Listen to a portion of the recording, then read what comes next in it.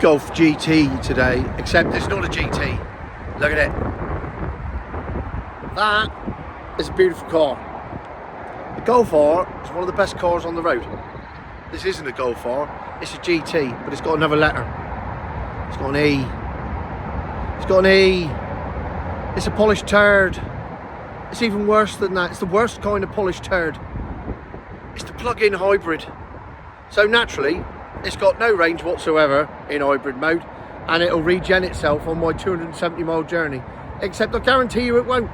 It won't regen at all, and I'll end up with no E, and it'll just be a GT, but with a stupid hybrid thing built into it, just adding weight and providing nothing else of any joy whatsoever to it. Stupid bloody things. Anyway, it's quite nice though, because inside, classic check seats. Look at that, like the proper old Mark 1 Golfs used to have. Oh, I love them, they're a race. And see that little hint of blue there on the steering wheel? That's just to tell you that this is an E. Oh, nice layout. All looks very nice. Oh, back seats don't open. There you go. Even show you the back. Look at that. Not that much room there, is there? Nevertheless, it's not futuristic, it's not plain grey, it's just trying to be a car, which is nice for a hybrid. Polished turd, it's actually making an effort. Difference is, what's it like to drive? In we go.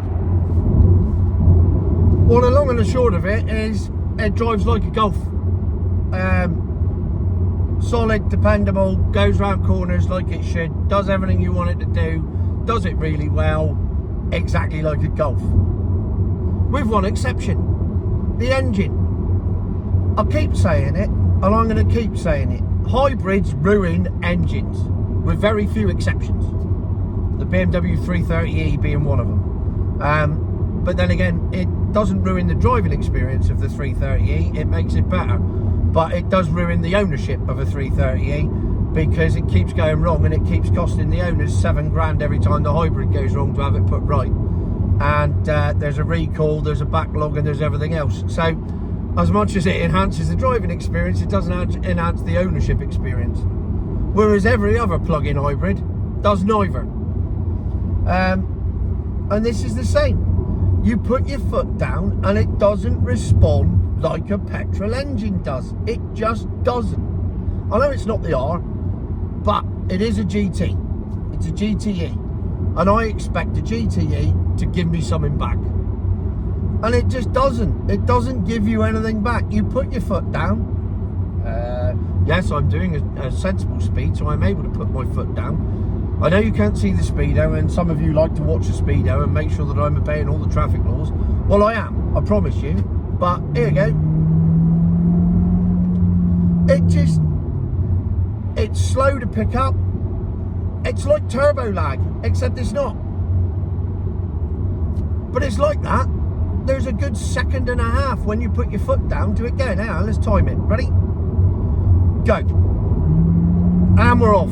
See, how long was that? I'll tell you how long it is. It's too long. It just doesn't respond like it should. And they don't. And if you're going to buy a GTE or a R or a top of the range Golf, you're not buying it for fuel economy, you're not buying it for practicality, you're buying it because of the GT bit in it, and because of the fact you want a car that handles well and goes well. Well, it handles well, but it doesn't go well because it's a hybrid. It's a polished turd, and it's a plug-in hybrid. It's the worst of the hybrids. And yet again, we have another lovely car. I have to say, these seats, like an old-fashioned Recaro bucket seat. For those of you old enough to remember Recaro bucket seats, oh, what a pain in the ass they were to get in and out of. But once you were in them, they were lovely. And I think they were in the Mark 1 Golf. Well, these are very similar. They really hold you in place, right up either side of my belly. Yeah. Make your own jokes.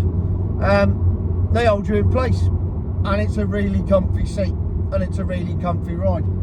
So it's an ace car that's been ruined yet again by bloody climate change warriors who insist on taking the fun out of everything in life. Oh, it does my head in. And this is just another example of it. It's another example of how can we make driving more shit for everyone. I know, let's put hybrid engines in everything, and then that way they won't enjoy it so much and they'll stop driving so much. It's got to be, it's the only reason to do it. There's no other reason to do it.